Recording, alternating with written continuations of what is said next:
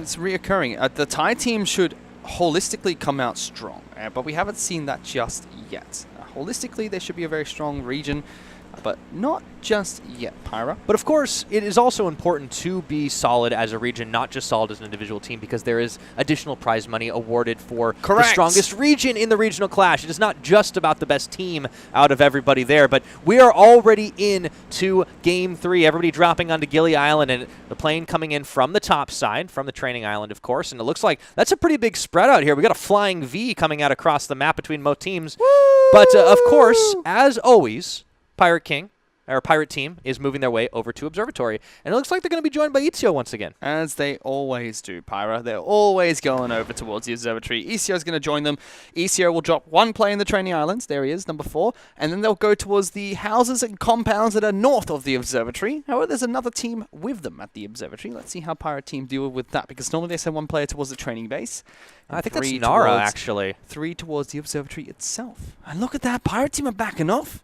They've given up their territory. That is a little bit different. We're not expecting that. So when people actually start calling them, start playing on it, things are starting to change a little bit. Now there's a pretty big spread of teams all across the way. We have a handful over at Mesa Factory, but most of the teams are actually somewhere between Wheattown and Rust Bay. A couple at Bitter Lake as well. And actually, this is where everyone's going to want to be going, because we've got, I think for the first time today, the circle is actually going to center just north of Rust Bay.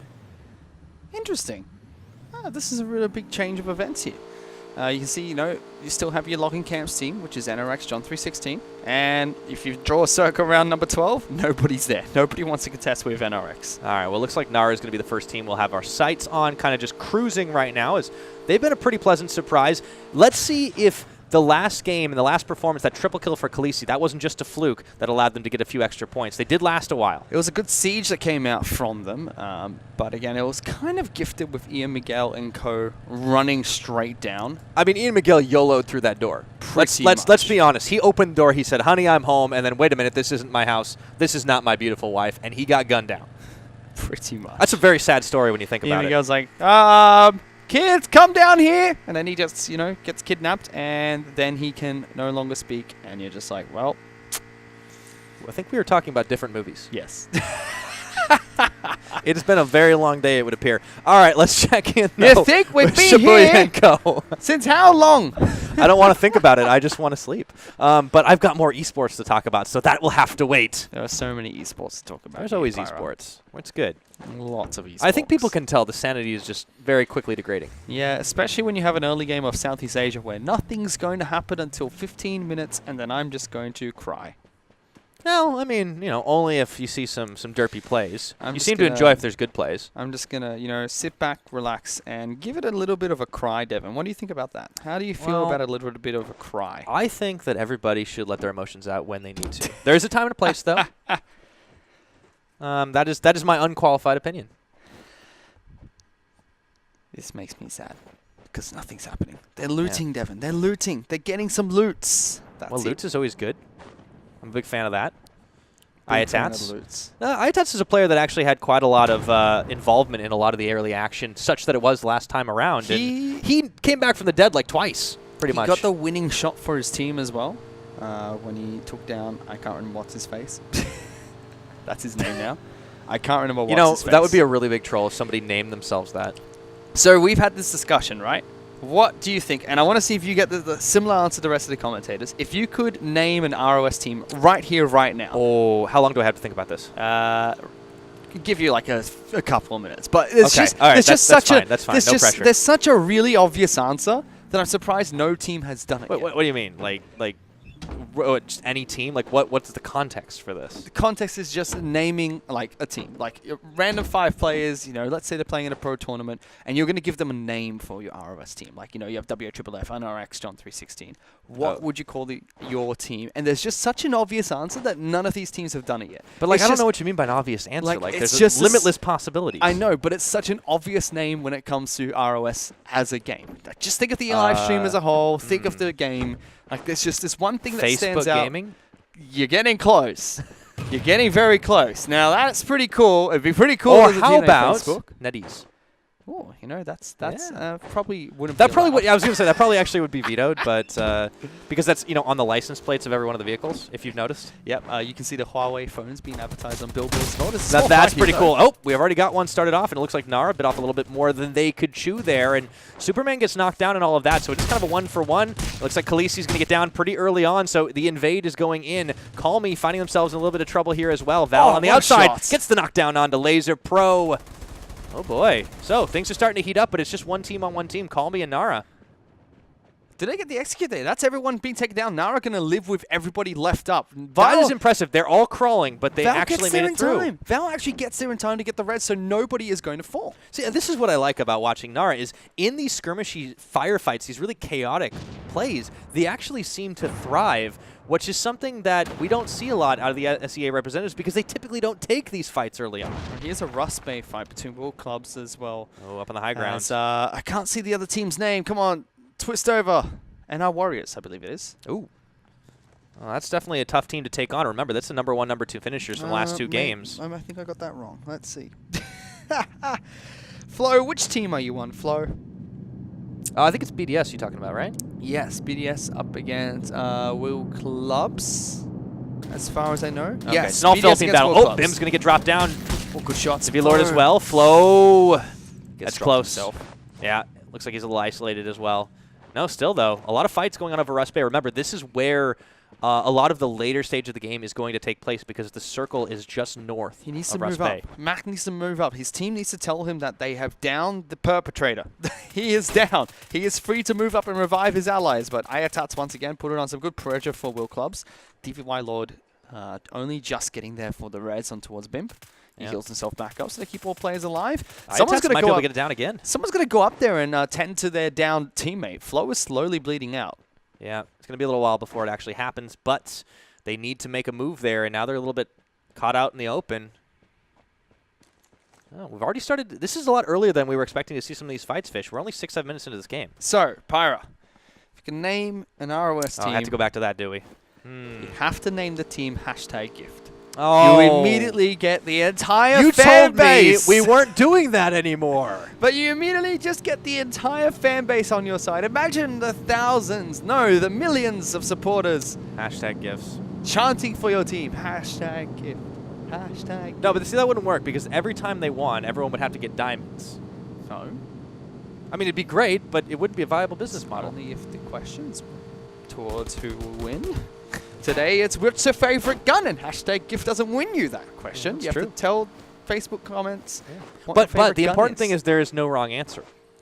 Is there, Unless you pick something that's not a gun. is there no wrong answer? No, there's no wrong answer. Yeah. So if I say my favorite gun is a knife, Like I said, you have to pick a gun. but I said my You favorite gave gun an- is a knife. You gave an invalid input. My favorite gun is gun. The gun. Does that work? I'm just gonna pretend it does. Nobody correct Fish on that. Let's let him live his pleasant fantasy.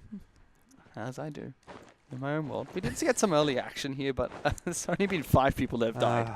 You think about it. 8 minutes, we had some action. It was exciting. 5 people have died. Small fish, big pond. Very big. That's all that's in my head right now. Okay. Anyways, yes, you're right. 5 people died. That is a lot more early action than we were expecting to see from the SEA region. It's been a couple of skirmishes, a couple of one-on-one fights. Of course, the one in Rust Bay is kind of broken off a little bit as everyone's kind of backed off for the time being. And we'll see how it all goes down a little bit later on because more teams are going to be joining inside the Rust Bay complex as this game goes on. And this is a big place with a lot of cover, a lot of loot spots. And honestly, it can sustain a lot more teams than some of these other spaces that we've seen the circle enclose around. Sure can. Mac, ooh. Oh, gets clipped. Okay, Mac, be careful there. Ayatats once again proving that he can seriously get some damage out. Some solid flick shots in this game, and not just this one. Last couple as well. Kikapaji is around the side, joined by the rest of his team. He's going to be throwing that chicken grenade. Let's see where he finds it. Boom! That's a really good grenade coming out from Kikopagi as well. And he knocks down DVY Lord as well, so that's going to be a pretty big play here. Let's see, will they be willing to go in? See, that was poor. Molotovs actually go through walls, and not in the sense that they travel through the wall, but if you hit a wall with a Molotov, it will spread to the interior of the building. He should have just slammed it against the wall right there, put pressure on the down DVY Lord. So DVY Lord would have been dead. That second Molotov's good. That's what he did there, but he threw it through the window instead. DPY Lord, he's going to get picked up. You can see the bleeding to be stopped by IUP. I know he looks like he's a little bit translucent. That's just a visual bug, guys. Don't worry. That's okay. You can revive through the concrete platform. This is some good pressure that's coming on here. Yeah. Will Club's stopping the res coming out from onto DPY Lord, so now IUP is stuck. That's great. And there's actually a lot more chicken grenades coming through, but you got to be careful not to get downed. Oh, dear. Ayabisha says, not today, and now Kikabaji's back up, and there's going to be another headshot. So a lot of fights going on inside the warehouse here. Let's see who comes out ahead. Kikabaji, he's going to have to find himself a nice little hidey hole to heal up, and he'll be able to do it. Some cover from his teammates being given. Yeah, the Rust Bay fight goes south for the teams. Kikabaji going to be very happy with his shots. So finally get the res. Ayab's going to take it down, and his teammates nowhere close to defend him, Pyra. Yep, so it all still at goes 53 south. players left. It looks like we had so many more people than that died, but it was just 2. Yeah, but this is it. We just haven't seen a lot of these really crazy multiplayer skirmishes as the truck runs into a supply drop. And speaking of some of those teammates, it looks like Bimb is going to be able to grab his pick of that litter. Let's see what he's able to get out of that one. And they're back into the truck along with Mac. Yeah, they got a level 3 vest. A couple of weapons for themselves. I think they got a ghillie suit as well. Yeah, there you go. Ghillie suit being picked up by Mac. There you go. So, yeehaw. I mean, it's always good when you can find a nice and uncontested supply drop. You can always get a little bit of an edge over your opponents. Not having to fight over that one is always a big plus. Let's see where they head to next. Looks like up towards the top side. Now, meanwhile, we're going to watch Fnatic's CT, who kind of was a little bit of a zombie last game. We thought he was down and out about twice. He came back from the dead and actually managed to pick up a few extra kills. This time, he's actually got AL sided out on the opposite side of where he's sitting. And the last time AL had a holdout against a better team, well, we all know the story. Yeah. AL needs to start taking a page out of the Thai team's books. What AL really needs to do is they should just rush into the play zone as soon as they get combat effective loot, which basically means you get your basic vests, armor, couple of meds, a rifle, a bit of ammo. That's all you need. Get into the zone ASAP and then sit down, hold tight, because the current AL strategy is run into a team and die, which is not a good strategy. No, definitely not. Let's check in with some of the teams we haven't really talked about as much this game. Pirate team actually currently roving around, looking over towards looks like logging camps actually, so they're posting up in a pretty solid spot. And Pirate team is another one of those that I think we expected to do really well after the first game, but we haven't seen much out of them since then. There's high expectations of this squad in general. I mean, Pirate team is such a big name in Thailand esports orgs for rules of survival. They are very competitive. They're very strong. Just that we don't see too much of them, Pyra. From time to time, they're very strong. Like the last regional clash, they've been really good, but then this regional clash, they've been overshadowed by number 1, by ECO, by Fnatic, and they've just kind of been put back in their places. And they were the best team in Thailand last split, just currently not performing too well.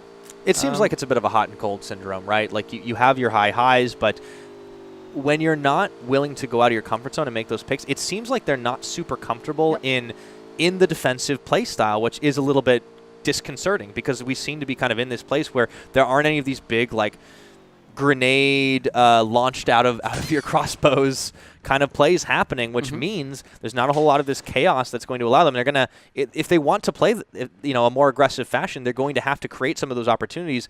And as we talked about ad nauseum, unless you're comfortable doing that, it kind of results in a worse situation for you. So Pirate team, they're gonna really have to start changing some things. Now, it is nice to see them get out of the comfort zone because obviously Observatory was where they dropped. They did not want to be anywhere near there, noting where the circle ended up spawning. But because they were so far away from Rust Bay and the rest of the action, they didn't actually have to deal with any of some of the early action that did happen. A lot of teams actually moved in towards the play zone very early on here too. So again, Southeast Asia is known as one of the medstratting regions where they will constantly look to medstrat. However, it's Vietnam and Southeast Asia General who are the main perpetrators of this strategy. So with these 3 regions, we don't see it too much. In fact, we haven't seen it at all so far. It has come down to the final shot in the final play zone in both our maps. So even though number 10, the team 10, is outside the play zone for the moment, they are going to move into the play zone soon. All right. So let's take a little bit of a look at Bren Esports as well because, before we switched over to Pirate Team as they moved into Rust Bay, it looked like Bren Esports was taking up some posts over up towards the logging camp themselves, or Wincliffe, I think it was. But now back to the scene of the crime, though, is Pirate Team. And they weren't involved in this previous firefight, so they're going to have to play CSI and figure out what the hell happened. Figure out what the heck's going on at this factory inside Rust Bay. Rust Bay seems to be where the circle is going to drop towards. Flo waiting around the outside as well, seeing if he can get a pick off. But Pirate Team, you know, to the credit of this team, they do roam together incredibly well. They don't seem to fall prone to some of the things the weaker teams do, which is getting split up a little bit more and trying to find out if they can get flanks off. It just can fall to pieces. If you try to maybe have 2 people take front and point and 2 people take the back, and all of a sudden you lose either the flank or you lose the front, then all of a sudden your assault falls apart. Instead, they just opt to rove as a death ball. Yep, and that's what Pirate Team be good at in the mid game. In the late game, they're very good at holding compounds and holding pieces of real estate. And I think that this death ball that Pirate Team create is really effective and unique, and I like it when they execute against teams like in groups with teams like Indonesia and the Philippines. But their strong point has always been getting into position and setting up shop, which they haven't done at all so far. Now we're going to get another sight on Ayatats, who's up on the high ground. Speaking of getting into position, another player that's had a pretty outstanding performance, I think, across the board. But let's move over to the other Pirate Team. It is, of course, going to be Pirate King, currently roving nowhere near Rust Bay, actually, heading up following the river. Looks like towards Bitter Lake. This is a team with, you know, Shibuya, Mashiro, Lion. We know all these players. We've seen them play during qualifiers before and play well. Just never made it to a proper event. Now it's Pirate King. They've all made it through. They've got it into the main stage of the tournament. Yet to really impress. If we take a look at the tie points, they are effectively 350 points behind the next, 170 points behind the next team, which is Pirate Team. And Pirate Team only sitting 200 points behind the next team there. So there's a big gap between Pirate King and the rest of the teams. Closest to them at the moment is Pirate Team. So they've got some catching up to do towards their unofficial sister team.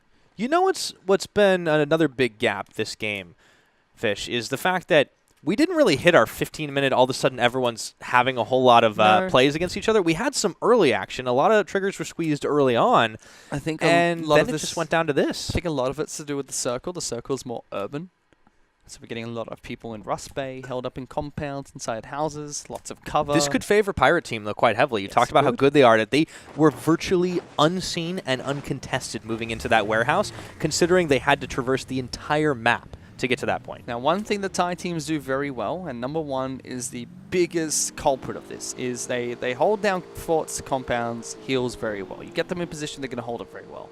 In the final few play zones, rotating out of that position has proved difficult for all of the Thai teams. But number one's been the biggest culprit of this. So yes, it's looking good for them, but then they've always gambled with the element of luck regarding where the play zone's going to land. So hopefully we get to see some of the teams clean up their problems, which has always been rotating in the final few play zones, something that the teams from the Philippines do very well. When they get into the final play zone, which has proved difficult for some of the Filipino teams, they rotate fantastically. They know exactly how to move. They move as a squad. They move as a unit. Think about how Pirate Team have moved this entire game. That all goes to absolute S-word.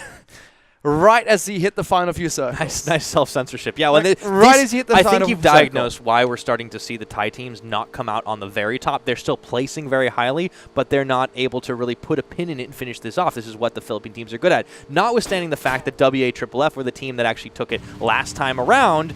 Speaking of, we'll have to check in with them wherever they are at this point.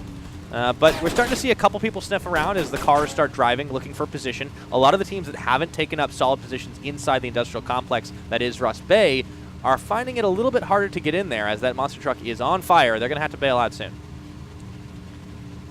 Eventually they're going to have to bail out here, but they move over towards Kikopagi first. NRX will ditch this vehicle and get in towards Rust Bay. The circle is going to prove for a pretty interesting final battleground. You're going to be a little bit busy here, Pyra. 52 players left alive. 52 left alive, and we're just shy of 20 minutes. This is one of the slowest games that we've seen so far today. And we're back on to Chim Chim here. Let's see what he's able to do. And it's actually just moving forward. Everybody's starting to coalesce here, and it's onto the high ground, onto the cliffs we go. Just on the edge right now. Yeah, remember what I said about Southeast Asia teams not being able to drive? Nemesis has been left for dead. Yep, nowhere for him to go. He gets down. Baby Borneo finds him isolated. Chim Chim is actually going to have to move as well because he's caught out. It's just chaotic. It's just sad. You're sad when there's no action. You're sad when there's action. What makes you happy, Fish? I want to know about that. What makes me happy is when teams don't crash into a tree and leave their teammate for dead because the call was get out of the car. No, wait, I can reverse. I'm moving again. Wait.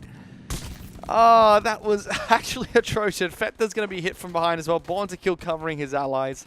Number one just being torn apart at the 20-minute mark. Yeah, Born to Kill hasn't actually had a whole lot of stand-up performances in this series so far. I was about to say maybe he can turn his luck around, but as I say it, he gets immediately downed, unfortunately. So he's not going to be able to get a whole lot here. Baby Borneo, we're going to keep an eye on him as well as he moves forward. Looks like the rest of AL trying to duel it out with some of the Fnatic members. Fnatic, once again, having a relatively quiet game. This time, at least they're staying alive a little bit longer, but unfortunately for Fnatic, so is everyone else. Yeah. 45 players left, 20 minutes into the game. This is going to be an absolutely nutty final fight. You'd expect this to favor the Thai teams, though. As much as they say they don't move well in the final circles, the circle favors them. They're going to hold down Thai because they don't have to move. Because this is how the Thai region plays. They wait till 23 minutes and then they start to fight. Who do you favor out of all the Thai teams, though? Because my mind's kind of leaning towards Pirate Team right now since they were the first to get themselves into a good warehouse. For this map, I would agree. I think this map is going to go Pirate Team's way unless SEO can make their way in. If SEO make their way into Play Zone 5, they're a team that breaks the norm from Thailand. They move around Play Zone to Play Zone quite nicely. And SEO is a team we haven't really talked about as much here, as Bim is going to duel it out with. Let's see if the rest of Baby can actually find him, sniff him out for just a second. He did get one down, and now all of a sudden we're down to 37 teams. It's starting to move pretty quickly here. The rest of Baby getting polished off by Will Club. Starting to get into a couple of these big fights. You can see the zone is moving away from the industrial area of Rust Bay, instead going into more of an open environment with the water as well. Easier to pick people off for sure, so teams taking the action if they can. Now we're down to 36 left and remaining. Yep. Closer towards water, towards the more open areas inside of Rust Bay, the less industrial areas, more residential.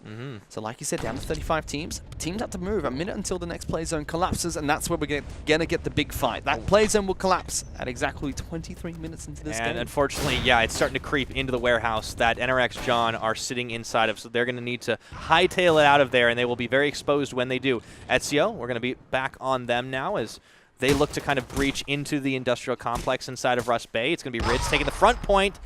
He's not going down anytime soon, actually staying alive for nicely played. And Justice just on the outside as well. So Ezio slowly but surely creeping their way in without arousing a whole lot of suspicion. Yeah, slowly moving their way in towards position. Jay-Z actually wrapping around. Oh! What a shot from Jay-Z. Okay, so just thought he was being all sneaky. Didn't end up happening, and now we saw the map flash up really briefly there. Everyone congregating because this is where you have to be. We're in play zone 5, 22.5 minutes. Watch how NRX navigate the final play zone. We mentioned that the Thai teams getting into position in the final zone, great. How they navigate it, very poor. Watch how NRX are going to move from building to building, sweep it out, and try and make it in towards the next few zones. The zone is moving in now, so they've got to play their back against the green zone itself and move at the same time. Let's see if they can make it happen. So we're watching 6-9 right now, and so far so good. But he might run smack dab into Pirate King if he's not too careful. He can't just run across that street. He'll be right out in the open, sitting duck. And that's why he did exactly that. He pushed forward, see if anyone went for the peek, anyone went for the shot, saw Mashiro move, back into cover. Now he's going to communicate with the rest of his team. Like an AA, Jay-Z, we have to find another way into the circle because when it ticks over to play zone 6, it's deadly. You need enough meds to continue moving. And look at him move. He's going towards the safe route, getting towards the crates where he has more cover to advance, less distance between himself and the road. And look at this for Pirate King. They're actually just going to take the truck all the way through the complex. Obviously, it's a big target, but they're banking on the fact that they can get into position fast enough to actually make it happen. While we've been talking, we're whittling the numbers down. It's down to 23 players left on this map. Ever shrinking is the circle. And even Nara still involved in this one just outside the complex. Good spot as well. Nara are in this play zone, and they should be close to the next one as well, dominating the open area of the map. I have been impressed by Nara's ability to stay alive longer than a lot of the Indonesian teams. That's not to say that WAFFF haven't played spectacularly because they, of course, did stay alive the longest last time around. But Nara is a team that I don't think we really had some huge expectations on, and I was wondering if they'd be able to perform to the same level that they did last game. So far, so good. Sitting second from bottom when it comes to points for the Indonesian region. Last week, they had a horrible match, 250 points on Sunday. They're looking to redeem themselves. I mean, I think alone they already have more points in 2 matches than they do from their entire best-of-5 series from Sunday. So better performance coming out from Nara. Oh, yeah. Now, Play Zone 7 is going to take effect in 40 seconds here, Pyra. Yep. Now we can see the standoff between Pirates. Pirate King sitting inside that warehouse, and of course, as we see Pirate Team up on the high ground, where we saw a lot of that early action actually taking place. And indeed, that'll be R-rated by the end of it. Oh boy, here we go. Nepter coming through. Chim Chim's going to get downed and taken out. Collapsed on. Nowhere to go, to be honest.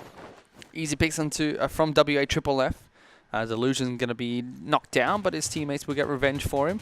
Jay-Z holding on to this spot. Look at that. NRX managed to rotate into the zone, Pyra. Oh boy, Jay-Z, he's taking some damage. Yeah, so Ryan knows where he is. They've got to be very careful. Jackie is down, though, so he's just going to kill one of the Pirate team members, and that zone is moving in. Jay-Z has to get in. He's got to ditch that kill, move into the zone, and hope that he doesn't get shot down. Yep.